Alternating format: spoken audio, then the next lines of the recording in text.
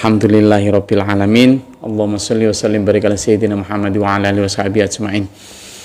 Berjumpa lagi bersama saya dalam kajian rutin kita di Sabtu malam Ahad dari Denpasar, Bali. Mari kita berbagi. Dulur, di balik senyum saya juga ikut merasakan ya, di mana ada kabar duka dari salah satu anak negeri ketika Pak Ridwan Kamil beserta keluarga harus kehilangan anak sulungnya ketika di Swiss, di salah satu kota di sana, di kota Bern. Ada banyak pelajaran yang bisa kita ambil dari kejadian itu, tetapi sebelum itu tentu kita berharap dan doakan semoga keluarga yang ditinggalkan mendapatkan kebaikan, juga diberikan ketabahan dan kesabaran.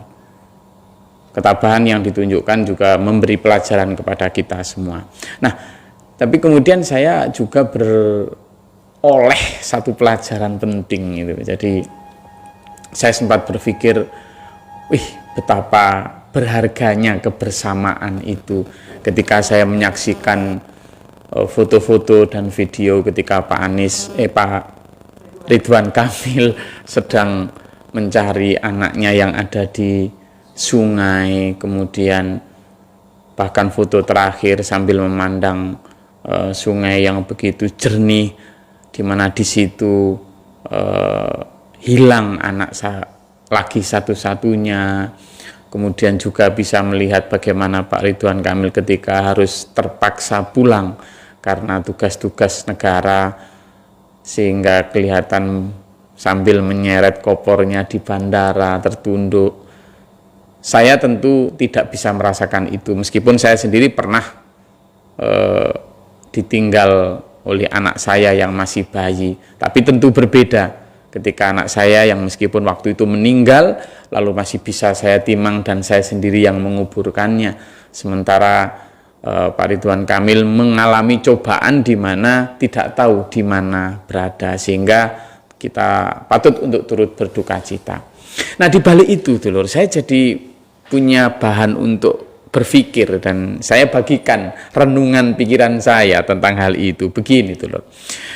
Betapa kita selama ini itu sering menganggap sesuatu yang sifatnya biasa itu biasa, bahkan remeh, padahal itu sesuatu yang sangat berharga.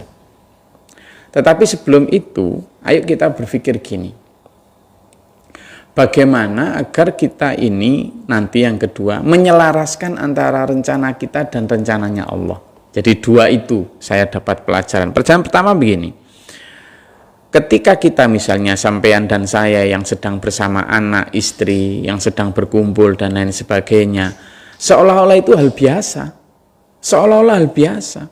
Tetapi ketika nanti misalnya anak-anak kita itu naudzubillah min dzalik misalnya meninggal, atau kemudian bahkan nggak tahu rimbanya seperti yang alami oleh Pak Ridwan Kamil, betapa kehilangannya dan betapa kemudian hari-hari kemarin yang kita anggap biasa itu betapa berharganya, betapa penting dan betapa bernilainya. Sesuatu yang mungkin kemarin-kemarin kita anggap biasa, bahkan mungkin kita anggap remeh.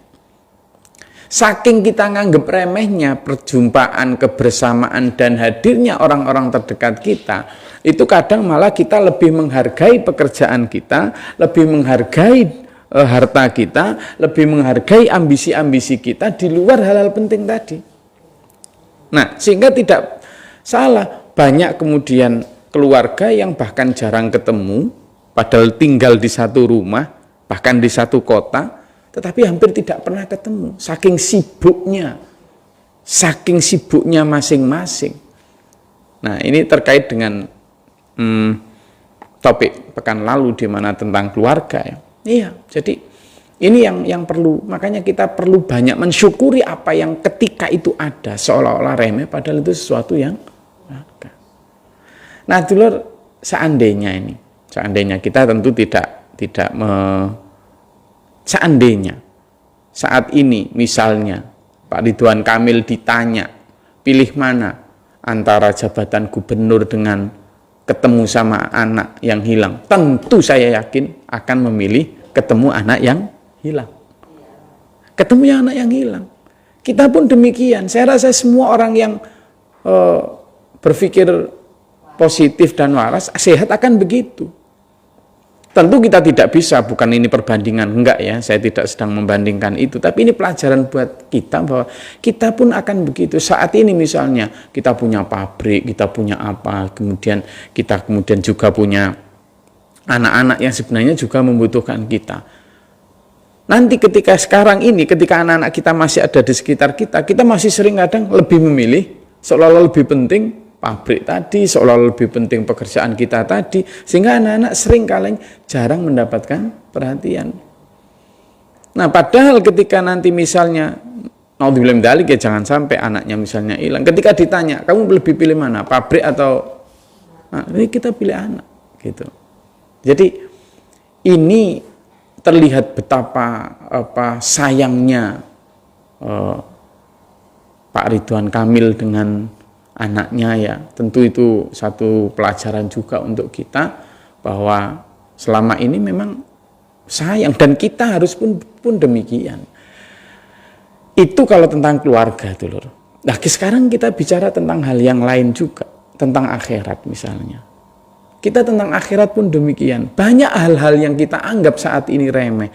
Entah itu sholat berjamaah, entah itu memberikan sedekah, hal yang mungkin kita anggap remeh, membantu orang, atau hal misalnya cuma sholat duha 2 rakaat, puasa sunnah. Hal-hal yang remeh ini, ikut ngaji, dan lain sebagainya. Ternyata nanti di akhirat itu sesuatu yang sangat besar. Di akhirat itu nanti tuh, ketika di surga, orang akan berkata gini, alhamdulillahilladzi hadana lihadza wa ma kunna linahtadiya laula an hada Allah.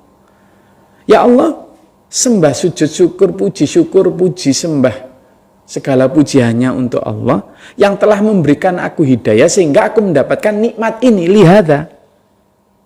Wa ma kunna linahtadiya laula an hadana Allah. Seandainya engkau tidak memberi aku hidayah, ya Allah, aku nggak akan dapat ini. Intinya itu.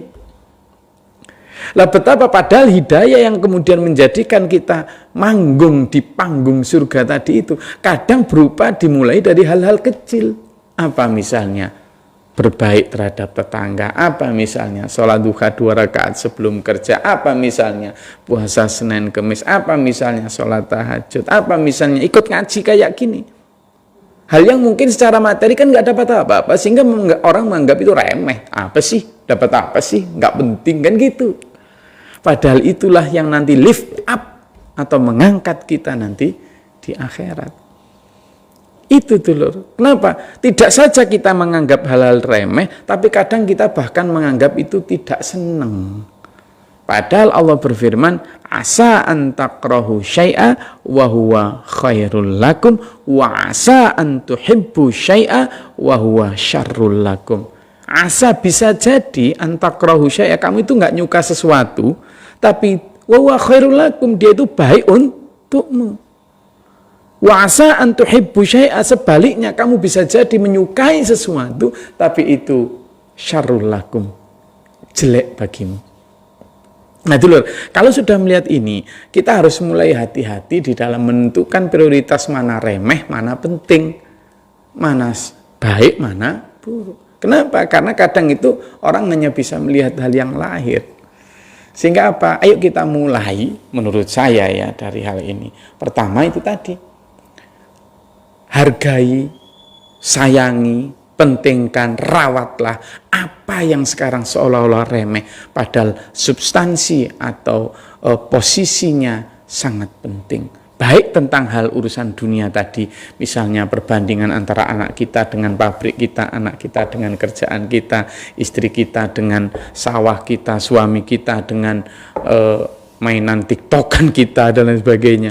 Kadang kan kita begitu, meremehkan keberadaan, padahal ketika itu, nah ini pelajaran untuk kita semua, di mana ada hal yang kadang penting tapi kita tidak anggap penting. Yang kedua dulur, kita ayo belajar menyelaraskan niatan, rencana kita dengan rencana Allah. Gimana caranya? Begini. Kita semua tentu, saya pun sama ya. Jadi saya kemarin barusan kehilangan teman atau teman seperjuangan lah, TPU, Tenaga Penyayang Umat, yang ketika melaksanakan kegiatan pengabdian di daerah Batam, kemudian dipanggil Allah di tengah jalan. Nah, dari itu kita bisa mengambil pelajaran bahwa semua orang itu rencananya tidak selalu sama, kongruen, inline dengan rencananya Allah. Dan rencana Allah lah yang berlaku. Nah, kadang kita itu terjebak oleh perasaan jengkel, kecewa, bahkan putus asa ketika rencana kita bertentangan atau tidak kongruen dengan rencananya Allah. Terus gimana caranya sekarang? Biar kita tahu. Kerja keraslah di dunia, tetapi jangan berharap apa-apa terhadap dunia. Ya, kerja keraslah di dunia, tetapi taruh harapanmu itu di akhirat. Kenapa begitu? Bahagia, sedih, senang, susah, kalau di dunia itu ada limitnya. Ada batasnya dan ada ketidaksambungannya. Tapi kalau bahagia, sukses, nikmat, nyaman, bebas di akhirat itu unlimited. Saya terangkan maksudnya gini. Jadi kita tetap bekerja keras di dunia, susun rencana dengan sebaik-baiknya, lalu kemudian implementasikan itu dengan sekeras-keras usaha, lalu taruh bahagia sampean, taruh mimpi tentang kenyamanan dan kebebasan sampean itu di akhirat. Apa sih hubungannya? Orang kadang kerja keras, itu kepingin bahagia. Pengen kaya karena pengen bahagia. Pengen terkenal karena pengen bahagia. Kepingin ganteng karena kepingin bahagia. Padahal dulur, kebahagiaan itu tidak selalu kongruen dengan keberhasilan. Kenapa saya sampai gitu? Kalau berhasil, silakan bisa kita rencanakan di sini. Tapi kalau bahagia, biarkan itu nanti di akhirat. Kalau kita di sini paling dapat kebahagiaan sekedarnya. Jadi ketika kita merencanakan sesuatu, ketika bahagia itu kita taruh di akhirat, maka ketika nanti rencana kita itu tidak berhasil, kita itu tidak sedih. Kenapa? Karena kita nggak pernah berharap bahagia di dunia. Nah, ketika kita tidak sedih, berarti kan bahagia. Saya ulangi ya.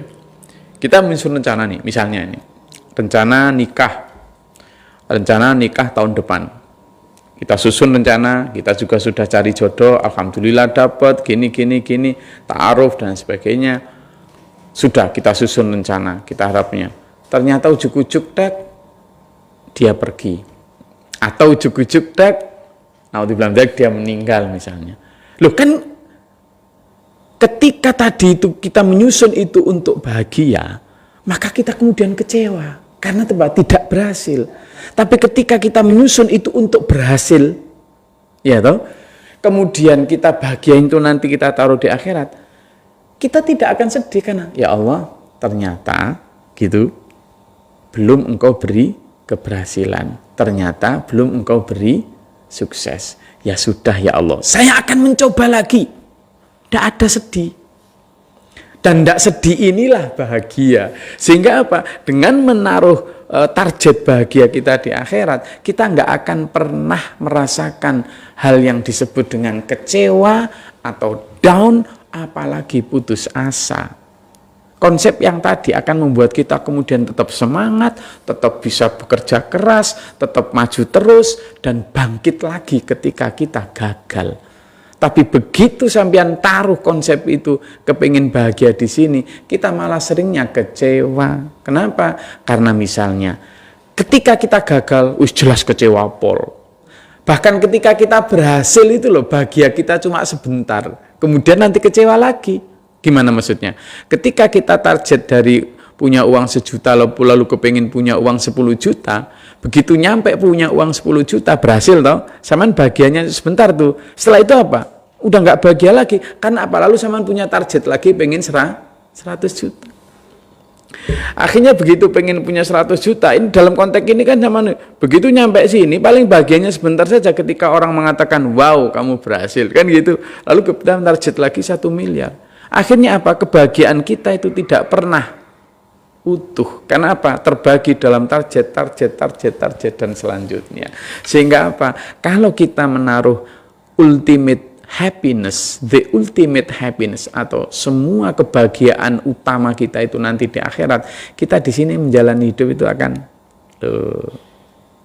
jadi bagaimana menyelaraskan rencana kita dengan rencana Allah, sehingga ketika apapun yang diberikan Allah, sepanjang kita sudah bekerja keras untuk mewujudkan rencana-rencana kita dan kemudian Allah berkehendak lain, kita tetap bahagia karena tidak sedih. Kenapa? Karena kita tidak pernah berharap itu.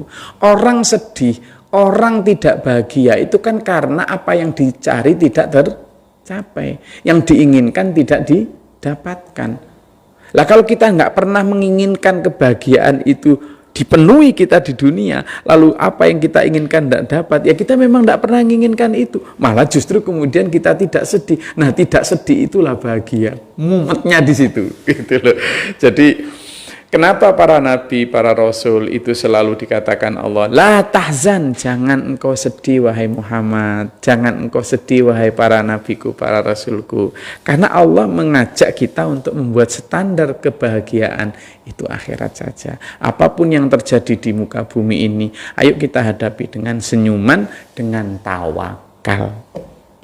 Tawakal itu bukan sesuatu yang tanpa usaha. Tawakal itu adalah setelah bekerja keras, menyusun rencana sebaik-baiknya, tetapi happiness, kebahagiaan itu nanti di akhirat. Kesuksesan, ya boleh kita target di sini, tetapi kita juga tetap siap dengan kegagalan. Maka do the best, prepare for the worst, gitu. Nah, sehingga sekali lagi dari itu ketika misalnya kita lihat ketabahan yang mudah-mudahan ya ketabahan luar biasa yang diperlihatkan Pak Ridwan Kamil ketika anaknya diambil Allah, nah itu satu di antara yang saya tadi maksud. Kita nanti kalau kemudian sudah menyelaraskan rencana kita dengan rencana Allah, tentu Pak Ridwan Kamil ketika berangkat ke Swiss nggak pernah ada bayangan bahwa hari ini si anak akan nggak pulang gitu kan, nggak pulang, nggak ada rencana begitu. Nah, kalau dalam kasus seperti itu kita kemudian selama hidup itu sudah prepare for the worst, sudah mempersiapkan yang terburuk, jadi do the best, lakukan yang terbaik, kemudian prepare for the worst, kemudian persiapkan jika ada kemungkinan terburuk, kita selalu begitu, maka setiap kali ada kejadian yang tidak sesuai dengan rencana kita, maka kita tetap menganggap bahwa itu adalah rencana Allah yang terbaik. Sehingga apa? Hidup kita akan selalu insya Allah tenang, bahagia. Justru begitu.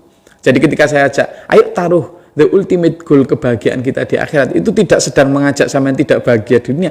Justru saya ajak bahagia. Karena dengan begitu insya Allah kita akan fid dunya hasanah wa fil akhirati hasanah. Sehingga ketika Rasulullah Muhammad SAW misalnya menjalani hidup bersama dengan Khadijah yang dulunya kaya raya luar biasa, saudagar ekspor importir antar negara, lalu kemudian untuk perjuangan habis hartanya, kemudian untuk perjuangan dicaci maki, strata sosialnya direndahkan, sampai akhirnya Khadijah yang saudagar kaya raya itu, konglomerat zaman itu, wafat dengan tanpa punya harta sedikit pun, bahkan wafat di tenda pengungsian ketika diembargo orang Mekah, pun tetap bahagia, pun tetap fid dunya hasanah. Kenapa? Karena hasanahnya itu adalah ketika sudah tidak punya lagi harapan tentang bangga, mewah, terkenal, dan disanjung di dunia. Nah, sesuatu yang sifatnya standar-standar keduniawiaan itu harus kita rubah menjadi standar-standar keduniaan dan keakhiratan. Saya rasa itu dulur satu dua di antara pelajaran yang bisa kita ambil. Sehingga apa? Saya maksud tadi do the best, prepare for the worst, itu adalah rencanakan yang terbaik, lalu lakukan yang terbaik. Tetap kemudian kalau kita ternyata berhasil, kita nggak akan kemudian euforia yang berlebihan. Karena apa? Itu ternyata milik Allah. Kalau kita ternyata tidak berhasil, kita juga nggak akan bersedih yang berlebihan. Karena itu pun milik Allah. Saya rasa itu yang bisa saya sampaikan. Mudah-mudahan bermanfaat dan berfaedah. Sampai ketemu pekan depan. Billahi taufiq wal hidayah. Wassalamualaikum warahmatullahi wabarakatuh.